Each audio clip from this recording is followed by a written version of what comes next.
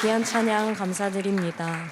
찬양의 가사의 고백처럼 예수님께서 흘리신 피는 누구의 죄가 아니라 나의 죄를 위하여 흘리신 피라는 것을 기억하며 이사순절의 기간 감사함과 또 겸손함으로 하나님 앞에 나아가는 우리 모두가 되기를 바랍니다.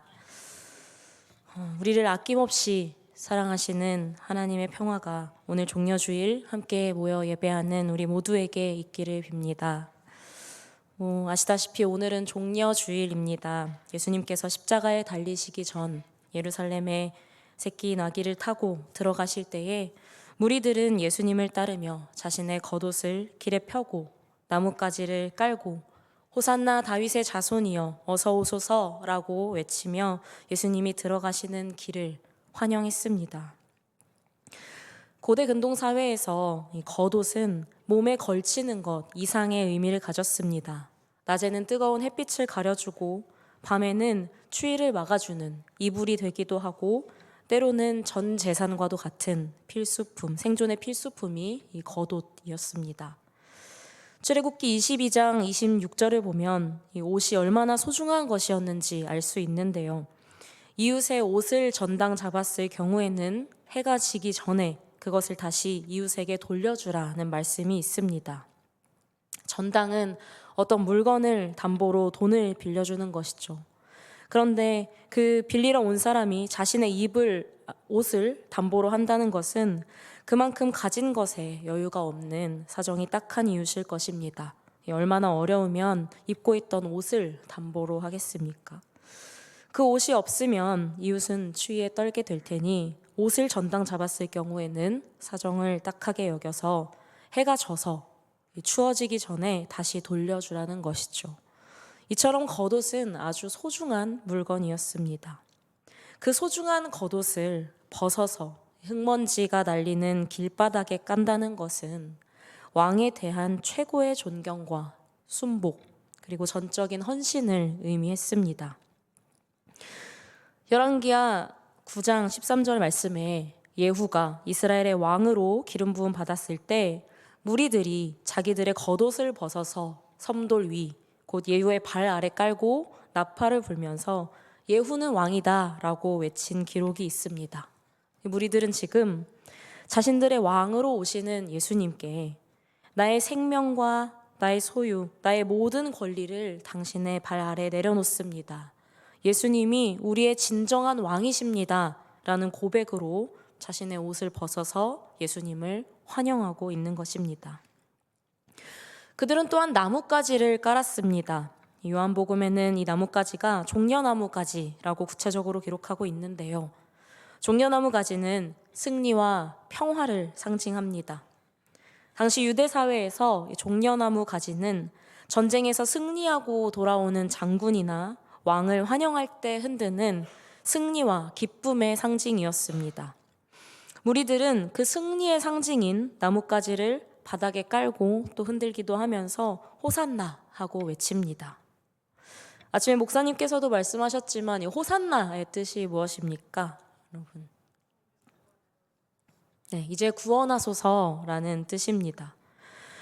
호산나 다윗의 자손이여 찬송하리로다. 이제 우리를 구원하소서. 이렇게 이들은 열과 성을 다하여서 예루살렘으로 들어오시는 예수님을 환영했습니다. 그런데 한편 이렇게 예수님을 환영하는 이들의 이면에는 철저한 자기 중심의 목적이 있었습니다. 무리들이 원한 왕은 자신들을 압제하고 있는 로마로부터 해방시켜줄 강력하고 정치적인 구원자, 즉 자신들의 조상 다윗 왕처럼 새롭고 강력한 왕권을 가진 왕이었습니다. 그들은 예수님이 그 왕이기를 기대했습니다. 그러나 잘 아시듯 예수님이 이 세상에서 베푸신 당신의 왕권은 그들이 원하는 것과는 거리가 멀었습니다. 예수님께서는 우리를 죄의 삭신, 죽음으로부터 구원하시고 하나님 나라의 온전한 회복을 위해서 오셨지만 사람들의 소원은 어서 로마를 물리치고 무력으로써 자신들의 나라를 되찾을 그야말로 힘이 센 그 왕을 기다렸습니다. 그리고 며칠 지나지 않아서 자신들의 정치적인, 경제적인 그런 기대들이 채워지지 않자 예수님을 왕으로 모시겠다며 겉옷을 벗어 바닥에 깔았던 그들은 결국 예수님께 환호하던 그 손으로 예수님을 향해서 십자가에 못 박으라 라고 외치는 폭도들로 돌변합니다. 좀 오래 지난 드라마긴 하지만 많은 신드롬을 일으켰던 슬기로운 의사생활이라는 드라마가 있었습니다. 종합병원 안에서 일어나는 의사들과 환자들의 일상을 소재로 한 드라마였는데요. 그 중에 한 장면이 굉장히 기억에 많이 남았습니다. 소아외과 병동에 심장, 간 등 이식 수술을 기다리는 아기들이 있습니다. 장기 이식은 누군가 뇌사 상태가 되어서 더 이상 살 수 있는 가능성이 없고 그리고 공여자가 장기를 기증하기로 큰 결단을 해야 이루어질 수 있는 수술입니다. 누군가 반드시 죽어야 내 아이가 살 수 있는 슬프고 또 간절한 상황에 놓인 부모들이 있습니다. 그 간절한 아이들 중 한 아이가 긴급하게 기적적으로 간 이식 수술을 받게 됩니다. 그리고 수술이 무사히 끝나자 아이의 부모들은 의사에게 말합니다. 그래도 운 좋게 우리 지아 내사자가 생겨서 이렇게 살아났어요, 선생님. 기적이에요, 기적. 다행히 젊은 사람이라서 그것도 정말 잘 됐고요. 이게 다 선생님 덕분입니다. 감사합니다, 선생님. 전 수술밖에 한 게 없어요. 진짜 감사는 그분에게 하세요. 이 말을 들은 부모는 의아한 표정을 지으며 누구라고 합니다. 22세 여자, 큰 키에 마른 체형, 교통사고 환자, 간 주신 분이요. 제 새끼한테만 정신이 팔려서 정말 죄송합니다. 너무 부끄럽습니다. 의사는 말합니다. 아닙니다. 이해합니다. 그래도 앞으로 아이 생일이 돌아오면 그분에게 감사하다고 마음으로 인사 한 번만 해주세요 하고 그 장면이 넘어갑니다. 우리는 죽을 것만 같았던 아이가 살았다고 기뻐하는 이 부모에게 누구도 손가락질을 할 수는 없습니다. 그만큼 간절했고 기적이 일어나서 기뻐하는 부모가 미처 생각하지 못한 그 부분에 대해서 생각이 짧다라고 감히 비난할 수는 없습니다. 그러나 여러분, 내 아이가 살았다는 기쁨에 취해서 그 생명이 누군가의 목숨을 딛고 주어졌다는 사실을 미처 보지 못하는 이 마음은 악이 없는, 나쁜 뜻 없는 이기심임은 분명합니다.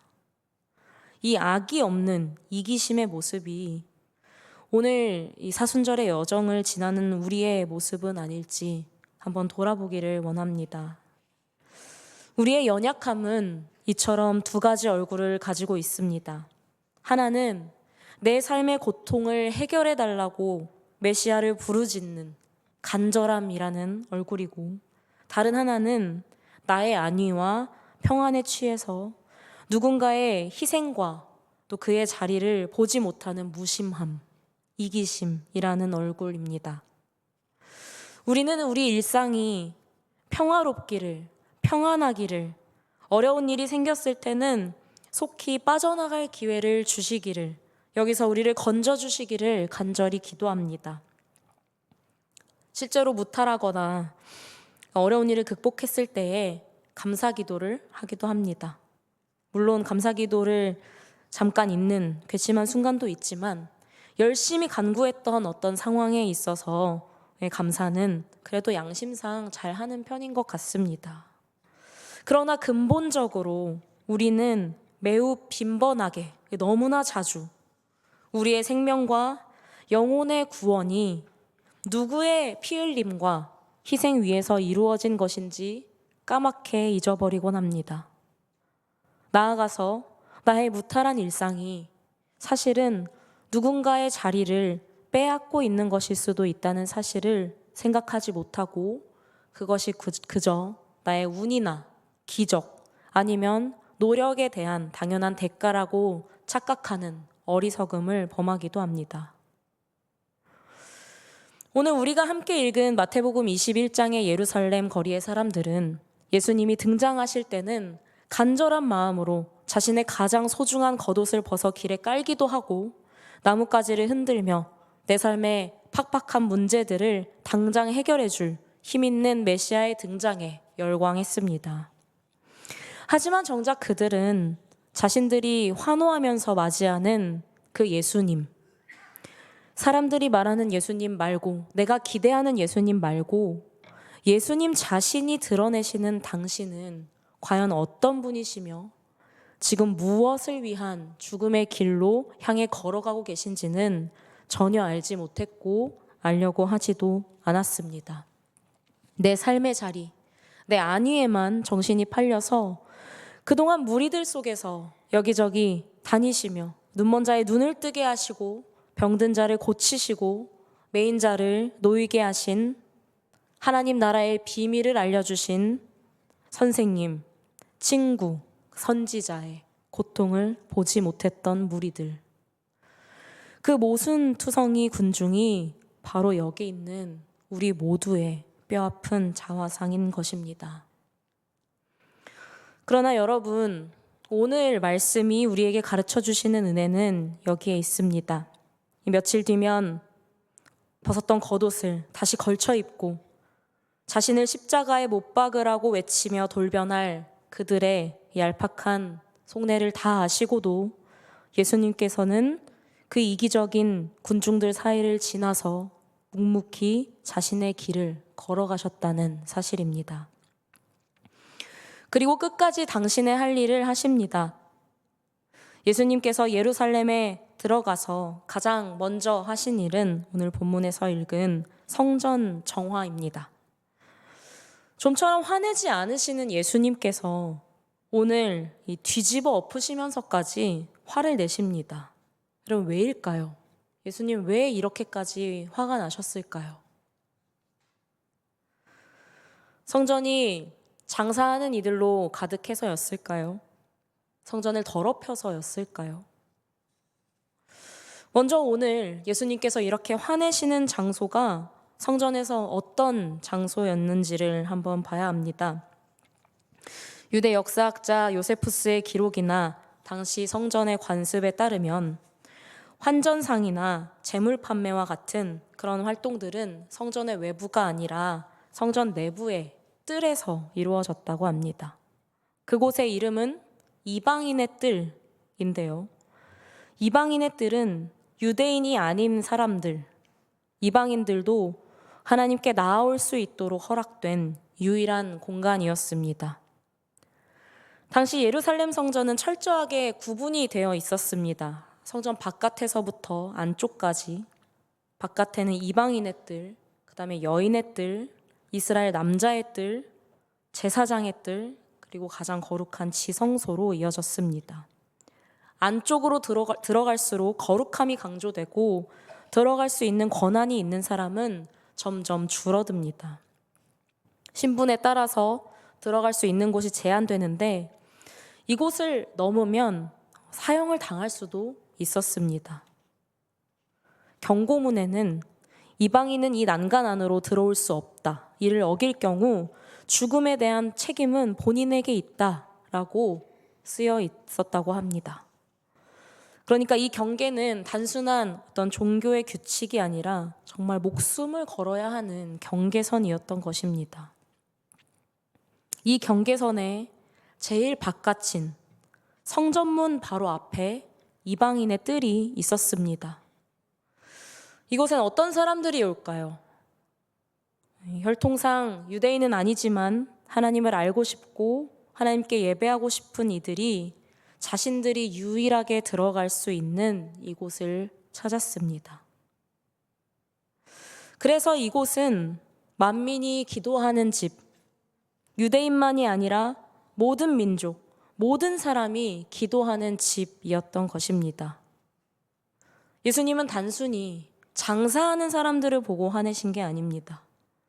상을 뒤집어 엎으시면서까지 오늘 화를 내신 이유는 그들이 지금 차지하고 있는 자리가 어떤 자리인지 인지하지도 못하고 그래서 기도가 간절히 필요한 이들의 기도할 곳을 빼앗고 있는 그 태도에 화가 나신 것입니다.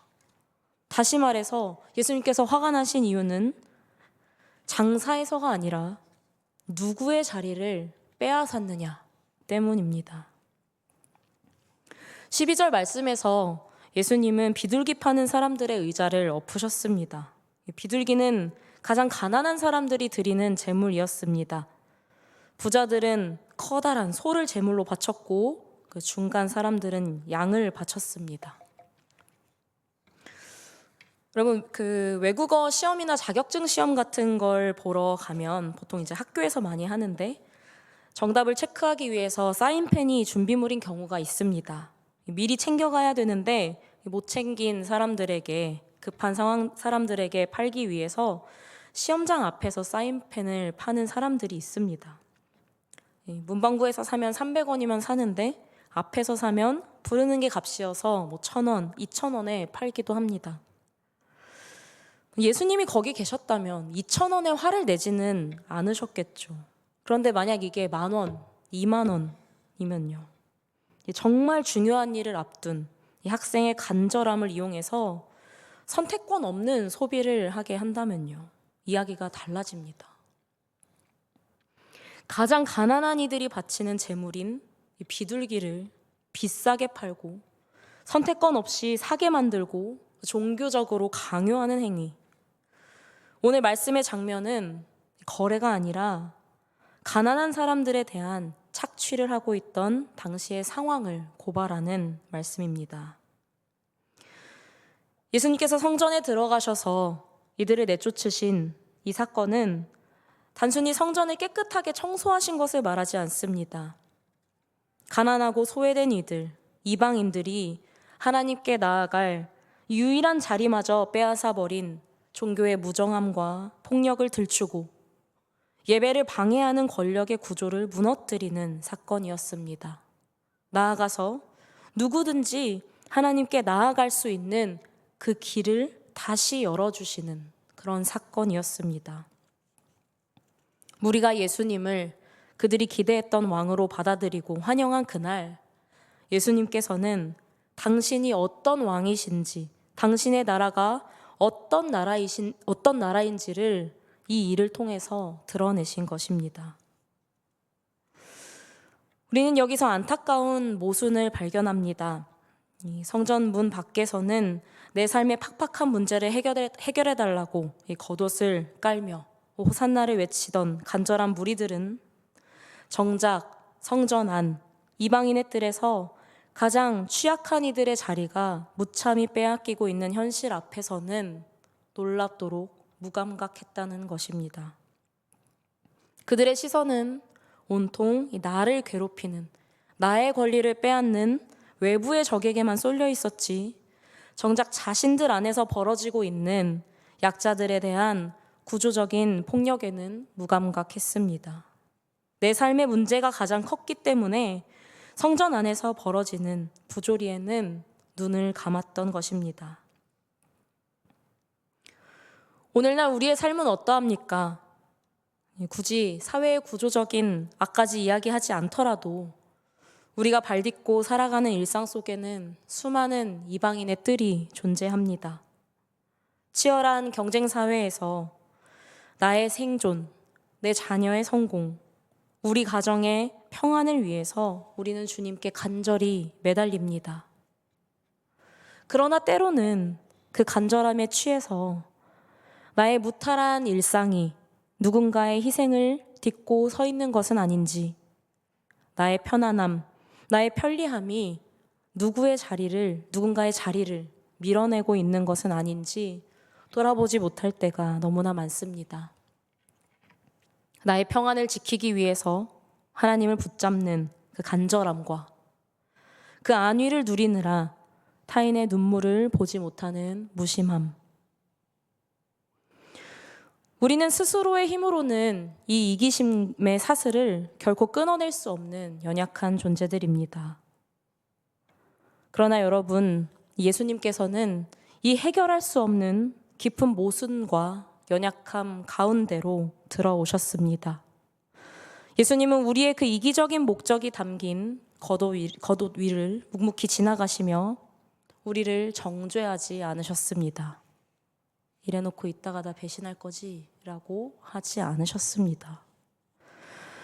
오히려 골고다 언덕 십자가 위에서 당신의 겉옷을, 아니 당신의 생명까지 아낌없이 내려놓으시고 우리의 추악한 허물을 덮어주셨습니다.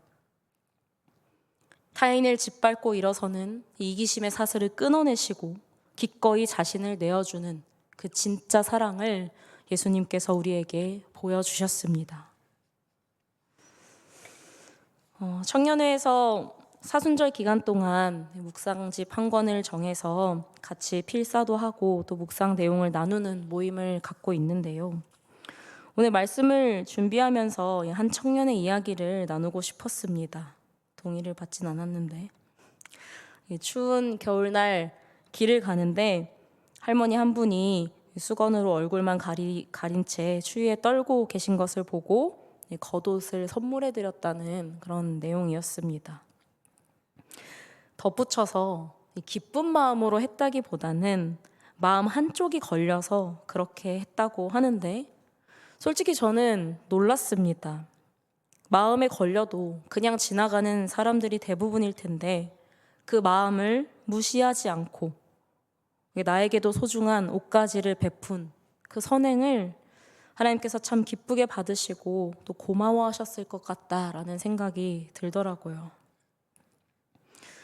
예수님이 함께 계셨다면 겉옷을 예수님의 발밑에 까는 것보다 추위에 떨고 있는 이웃에게 벗어줬을 때 더 칭찬하시지 않으셨을까 하는 생각이 들었습니다. 사랑하는 여러분, 이제 우리는 종려주일을 지나서 십자가의 길을 더 깊이 묵상하는 고난주간으로 들어갑니다. 예수님께서는 우리의 연약함과 이기심이라는 두 얼굴을, 어쩌면 그보다 훨씬 더 많은 연약한 얼굴들을 가지고 있을 우리를 아시면서도 그런 우리를 구원하시기 위해 자신의 생명을 내어주셨습니다. 이것을 기억하면서 이번 한 주간 나의 안위와 유익을 위해서 예수님의 발 앞에 깔았던 이기적인 겉옷을 거두어드리고 십자가 위에서 당신의 모든 것을 벗어 우리의 허물을 덮어주신 사랑, 그리고 성문의 가장자리에서조차 자신들의 자리를 빼앗긴 이들에게 예배의 길을 열어주신 그 크신 사랑을 기억하기를 원합니다. 타인의 고통에 무심했던 그 시선들을 거두고 내 곁에 이웃을 향해 겉옷을 내어줄 수 있는 참 사랑의 길을 걷는 우리 영남의 모든 성도가 되었으면 좋겠습니다. 함께 말씀을 기억하시면서 기도하시겠습니다. 우리의 왕이신 하나님, 백성된 우리를 구원하시기 위해 기꺼이 낮아지시고 십자가의 길을 걸어가신 그 크신 사랑에 깊은 감사를 드립니다. 오늘 종려주일을 맞아 예루살렘으로 입성하시는 예수님을 향해 환호했던 무리들의 모습을 통해 우리의 모습을 돌아봅니다. 약함과 이기심이라는 두 얼굴을 주님 앞에 솔직하게 고백합니다. 내 삶의 고단함을 당장 해결해 달라고 간절히 부르짖으면서도 정작 나의 안위와 평안에 취해서 누군가의 자리를 빼앗고 타인의 아픔에는 무심했던 우리의 위선을 용서하여 주옵소서. 이토록 모순투성이인 우리를 정죄하지 않으시고 당신의 모든 생명을 벗어 던지셔서 우리의 추악한 허물을 덮어주신 그 십자가의 은혜를 기억하며 기도하오니, 이제 시작되는 고난주간 나의 유익을 위해 왕의 발 앞에 깔았던 이기적인 겉옷을 거두어드리게 하시고 우리 주위에서 추위에 떨고 있는 소외된 이웃들의 어깨에 나의 겉옷을 덮어주는 참된 그리스도인으로 살아가게 하여 주옵소서. 연약함의 사슬을 끊고 사랑의 길로 나아가는 복된 한 주가 되도록 성령 하나님, 우리의 걸음을 인도하여 주옵소서. 우리의 구원자 되시며 참된 평화의 왕이신 예수님의 이름으로 간절히 기도드립니다. 아멘. 함께 찬송가 96장 찬양하시겠습니다.